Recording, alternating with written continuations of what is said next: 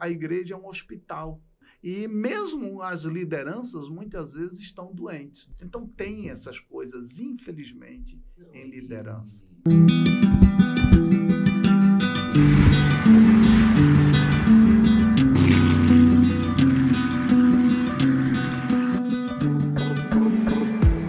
Temos, então, como igreja, unidos, reunidos, em comunhão uns com os outros, pra gente, então.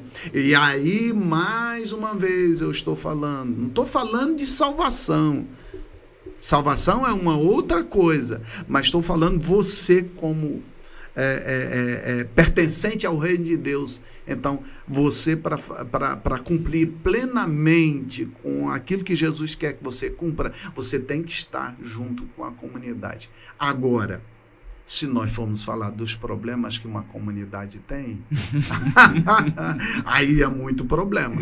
E aí realmente esses líderes acabam muitas vezes, essas pessoas, não somente líderes, mas pessoas também, né, entendendo, normais, que não são líderes. Trazendo escândalo. Elas acabam se decepcionando por causa dos escândalos, por causa de como foram tratados e tal, e acabam se afastando. Porém, entendeu? A igreja é um hospital. Também. E o hospital é lugar o quê? De curar enfermos, de curar doentes, tá bom? E mesmo as lideranças muitas vezes estão doentes por causa da vaidade, né? Entendeu? Esse apego a status, a nome, a essas coisas e tal, entendeu? E outras coisas, inclusive, infelizmente, ciúmes, né, entendeu? No meio da liderança, né? Invejas. Estamos falando de liderança e, de repente, você que está aí do outro lado está vendo esse vídeo, né?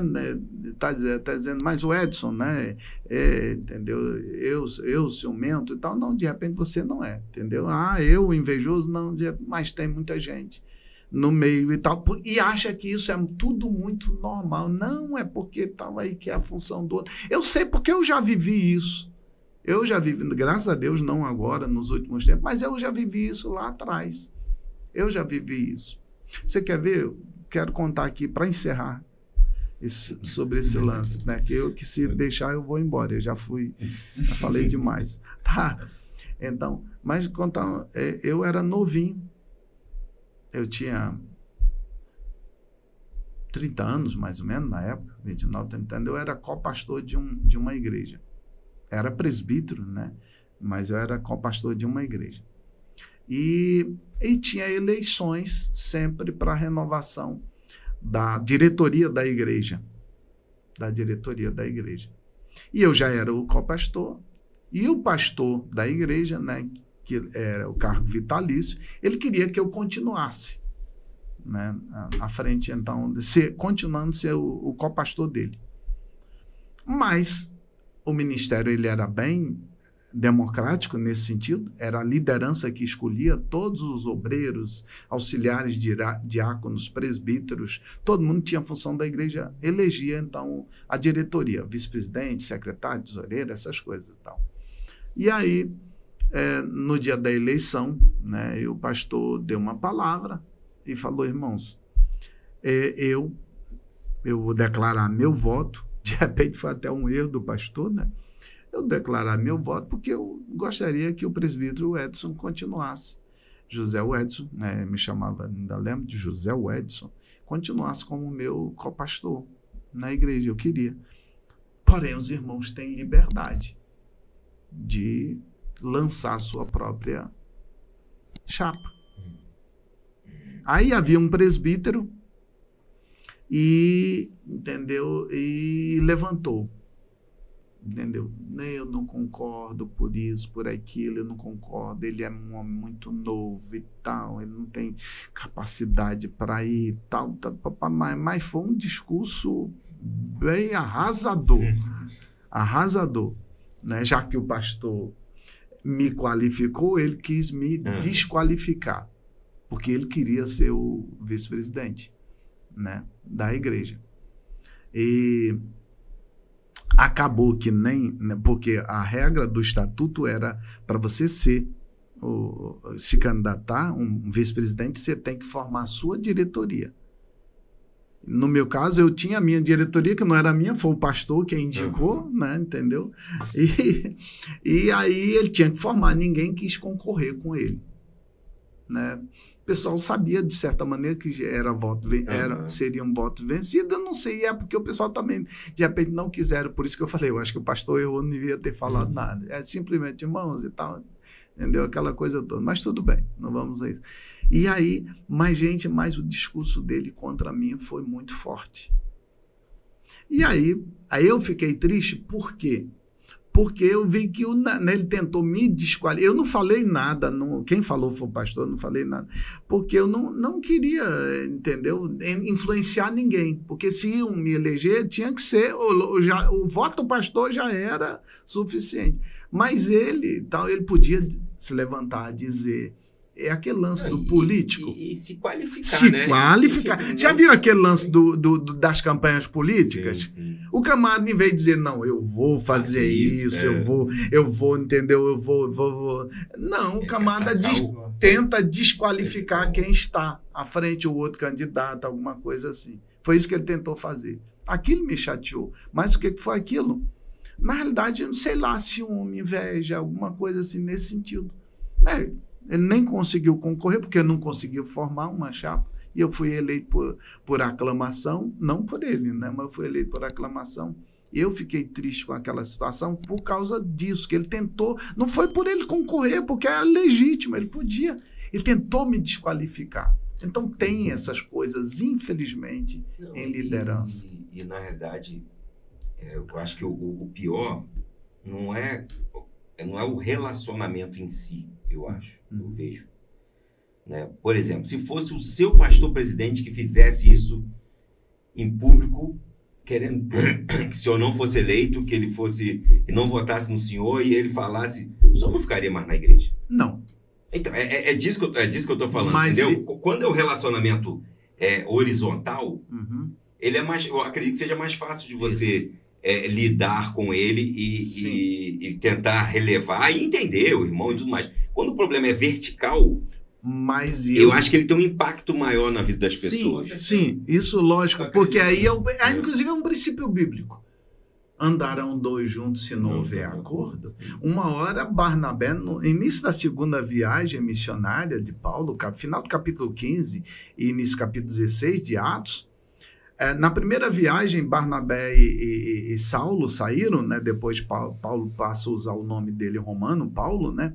E aí eles Barnabé levou João Marcos. João Marcos era sobrinho de Barnabé. Né? Sobrinho, primo, alguns dizem primo, mas o correto mesmo era sobrinho, tá? E era sobrinho de Barnabé. E aí Barnabé, logo no início da viagem, João Marcos retornou. Paulo ficou cri-cri, que Paulo, por ser muito zeloso, Paulo era altivo. Paulo era um desses casos.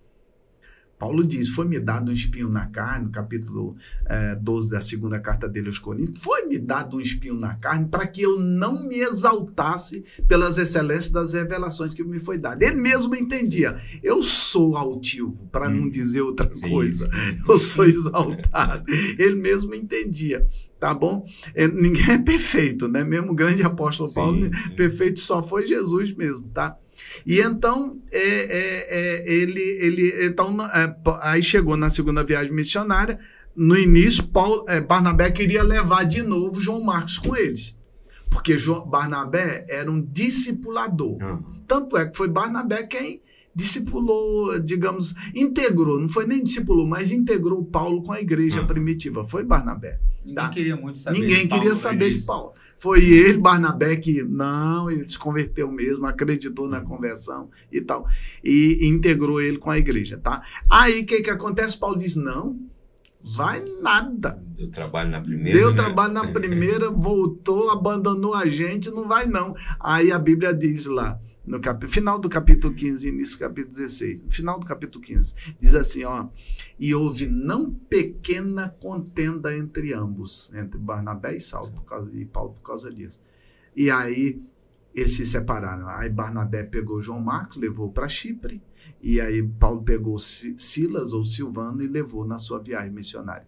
Porém, eles continuaram servindo ao Senhor e fazendo parte Sim. da igreja. Eles continuaram. Eles não deixaram a igreja por causa disso. Eles não, entendeu? Eles continuaram, tá? E no final da vida, aliás, em pelo menos outras 2 ocasiões, Paulo faz referência a Barnabé como companheiro dele, isso depois desse acontecimento. Inclusive, Barnabé trabalhou com Paulo em Corinto, na cidade de Corinto, tá? Trabalhou com ele em Corinto, tá? Então, e no final da vida, Paulo está preso em Roma. Lá, capítulo 4 da 2ª carta dele a Timóteo, ele está preso em Roma, é a última carta que ele escreveu, ele está preso em Roma, e aí ele diz para Timóteo, né, entendeu? Traz com, que ele está pedindo para Timóteo ir depressa, que ele estava sabendo que estava sendo oferecido por aspersão, e o tempo da partida dele estava próximo, né? Ele diz, combati o bom combate, acabei a carreira e guardei a fé, desde agora a coroa da justiça me está guardada, e não somente para mim, que o justo juiz me dará, não somente a mim, mas a todos que amarem a sua vinda, né? Aí ele diz para dar algumas orientações a Timóteo, uma delas vem depressa, tipo assim, não vier depressa, chegar aqui eu já morri, né? A outra pede os rolos, a capa dele que estava na casa de fulano, os rolos, uns livros que estava lá e tal, e traz contigo a João Marcos, que era Marcos, porque ele me é muito útil para o meu ministério. Então, eles se acertaram durante a jornada. Então, esse é um princípio, né? Aí, se não dá certo em uma igreja local, por causa dessas dificuldades, eu tenho que continuar, mas eu vou continuar bem. Vou perdoar e tal, entendeu? Amém? Mas vai me liberar, mas eu vou estar ligado a outra comunidade. Consequentemente, eu continuo ligado no braseiro e continuo ligado, então, à igreja de Jesus Cristo, cumprindo com a minha parte. Seja onde for. Porque aonde for, entendeu? Não importa. Importa se você está ali, em comunhão com os irmãos. Então, e eu digo, seja onde for, estou falando de uma igreja séria, entendeu? Uma igreja que tem princípios bíblicos e espirituais. Então, eu posso ter motivos para deixar ali aquela comunidade local. E esse é um motivo. Se foi com a liderança, esse é um motivo. Porém, eu não tenho motivo para deixar a igreja de Cristo, o corpo de Cristo, que é, na realidade, digamos assim, o motivo maior de eu servir a Deus na terra é cumprir com os objetivos da sua igreja na terra. Então, eu não tenho objetivo para deixar a igreja de Cristo.